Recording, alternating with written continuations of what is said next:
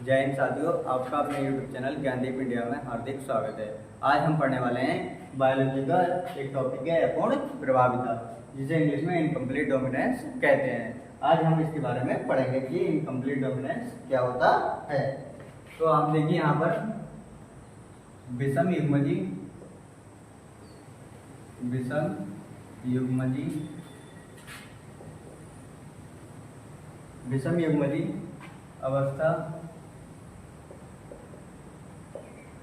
अवस्था में जब दोनों जनकों में से विषम युग्मजीय अवस्था में जब दोनों जनकों में से कोई भी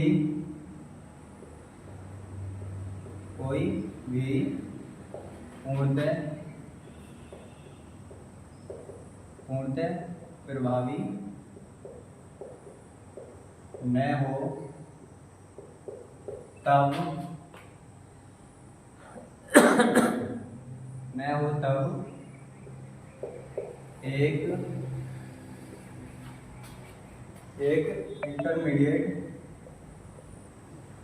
एक इंटरमीडिएट फिनोटाइप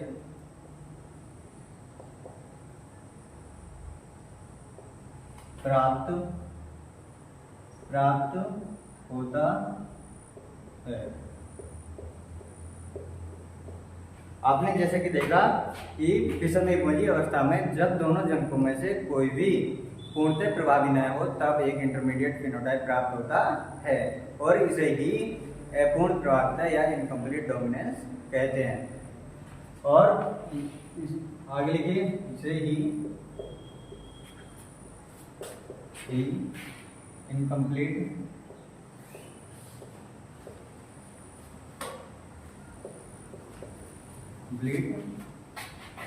डोमिनेंस कहते हैं,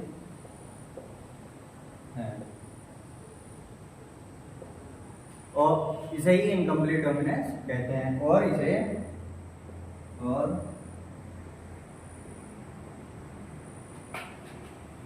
और इसे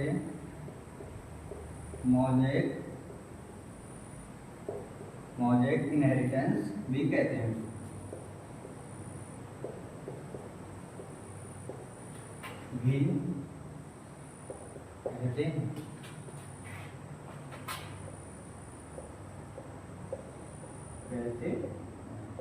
जैसा कि आपने देखा कि इनकम्प्लीट डोमिनेंस क्या होता है। विषम युग्मजीय अवस्था में जब दोनों जनकों में से कोई भी पूर्णतः प्रभावी न हो तब एक इंटरमीडिएट फिनोटाइप प्राप्त होता है, और इसे ही अपूर्ण प्रभाविता या इनकम्प्लीट डोमिनेंस कहते हैं, और इसे मोज़ेक इनहेरिटेंस भी कहते हैं।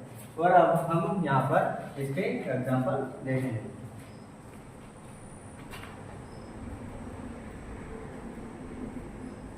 और हम यहाँ पर इसके एग्जाम्पल देखने वाले हैं। जैसे कि आप देख रहे हैं उदाहरण, गुलेबांस के पौधे का रंग या गुलेबांस के पुष्प का रंग।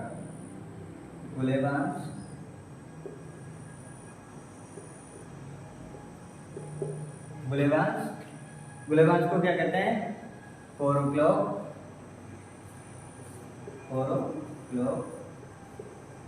मतलब 4 बजे वाला पौधा, और मेरी विलास जाल का।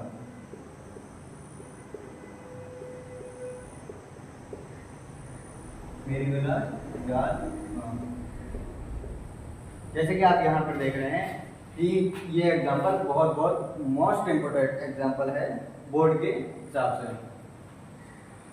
इसके पुष्प का रंग,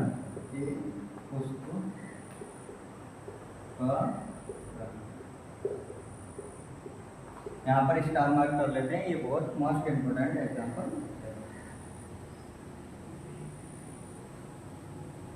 और इसका दूसरा एग्जाम्पल है फर्स्ट और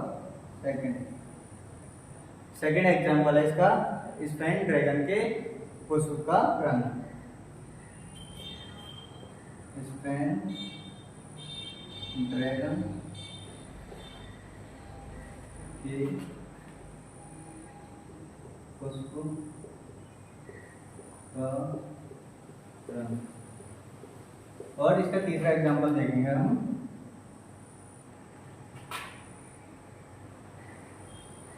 तीसरा एग्जांपल देख रहे हैं इसका, अंडालूसी मुर्गी का रंग। अंडालूसी मुर्गी का रंग।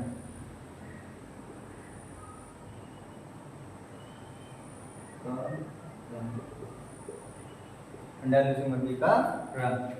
तो यहाँ पर आपने 3 एग्जांपल देख लिए, गुलेबास के पुष्प का रंग, या गुलेबास को कहते हैं फोरोक्लोप या मेरीगोल्ड जात का, और स्पेंडरगन के पुष्प का रंग, और अंडालूसी मुर्गी का रंग। और यहाँ पर आप आगे देखेंगे कि गुलेबास में कैसे एपोन प्राप्त या इनकम्प्लीट डोमिनेंस होता है।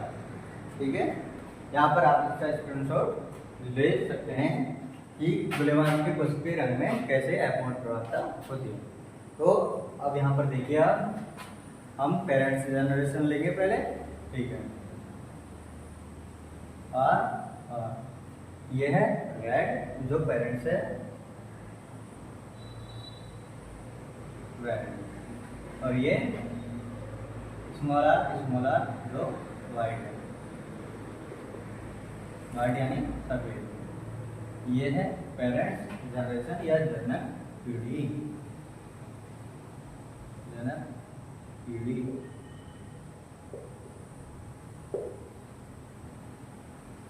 जैसे कि आपने देखा, हमने पेरेंट्स जनरेशन ले लिए और हम इसके बीच में संकरण कराएंगे।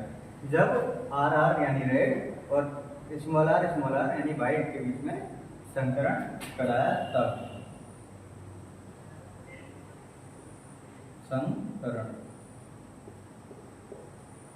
संकरण कराने पर, तो अब हमें क्या प्राप्त होगा, आर।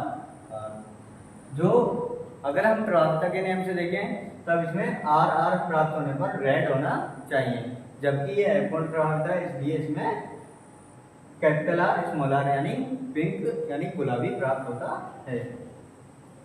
पिंक यानी गुलाबी प्राप्त होता है, जो F1 पीढ़ी है।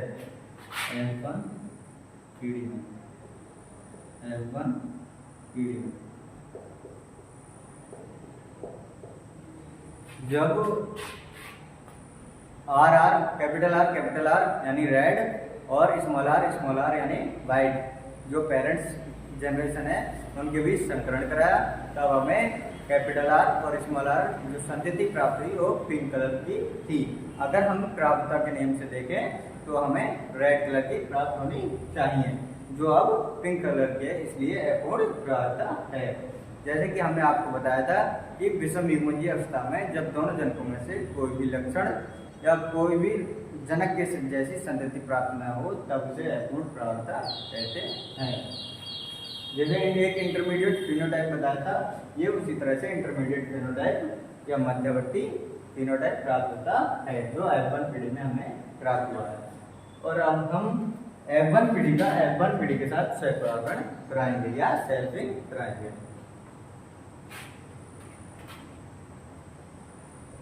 F1 पीढ़ी का F1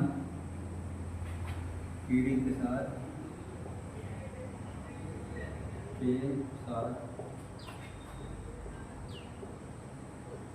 सहपरागण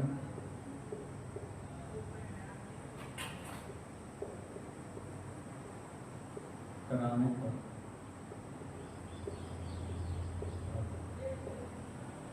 F1 पीढ़ी का F1 पीढ़ी के साथ सहपरागण कराने पर।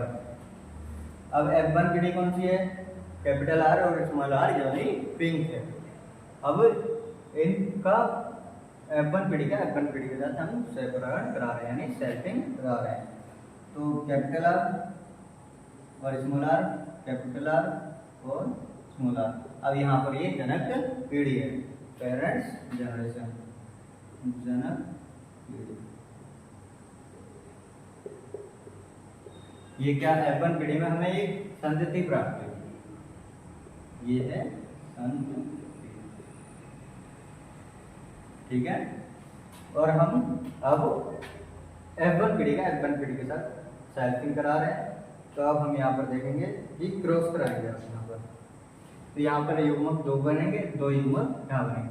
यहाँ सेम युग्मक थे इसलिए एक 1 लिया था, और यहाँ भी सेम थे इसलिए 1 लिया था। और यहाँ पर 2 युग्मक इनके बनेंगे, कैपिटल आर, स्मॉल आर और कैपिटल आर, स्मॉल आर। ठीक है, अब यहाँ पर इनका क्रॉस कराएंगे। कैपिटल आर का कैपिटल आर के साथ क्रॉस कराने पर कैपिटल आर और कैपिटल आर प्राप्त हुआ। स्मॉल कैपिटल आर का स्मॉल आर से कराएंगे, कैपिटल आर और अब क्या हुआ, कैपिटल आर और स्मॉल आर प्राप्त हुआ, कैपिटल आर स्मॉल आर। अब स्मॉल आर का कैपिटल आर से, तो ये प्राप्त होगा हमें कैपिटल आर और स्मॉल आर। आप यहाँ पर देखिए कि जब क्रॉस कराते हैं तो प्रभावी चिन्ह को पहले लिखते हैं, जैसे कि हमने लिखा है कैपिटल आर, और यहाँ पर स्मॉल आर को बाद में लिखते हैं। और यहाँ पर स्मॉल आर का स्मॉल आर से कराएंगे, तब स्मॉल आर और स्मॉल आर प्राप्त होगा। जैसे कि आपने यहाँ देखा कैपिटल आर यानी रेड,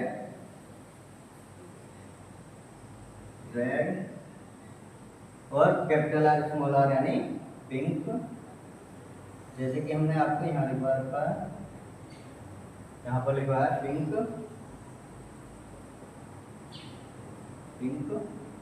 ये दोनों पिंक हो गए। और स्मॉल आर यानी वाइट,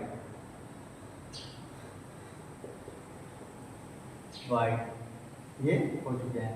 अब इसका हम अब क्या करेंगे कि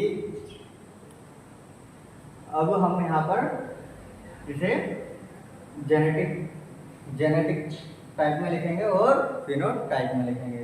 इसका क्या रेशियो आता है, तो जेनेटिक रेशियो देखिए आप यहाँ पर, जेनेटिक रेशियो इसे क्या कहते हैं, F2 PD, इसे कहेंगे F2 PD,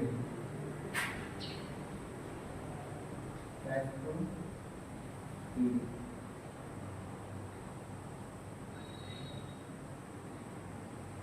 जैसे कि आप यहाँ पर देख रहे हैं कि F1 पीढ़ी में हमें एक संतति प्राप्त होती है। जब F1 पीढ़ी के साथ सहप्रारण कराते हैं तब हमें F2 पीढ़ी में 4 संतति प्राप्त होती है, जिसमें 2 संतति जनक के जैसी है और 2 संतति नई प्राप्त होती है।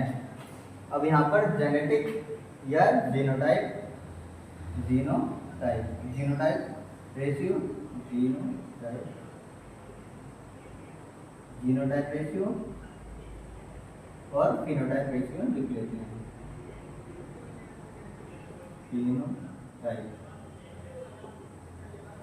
Phenotype ratio. अब यहाँ पर हमें संतति लिख लेनी है, और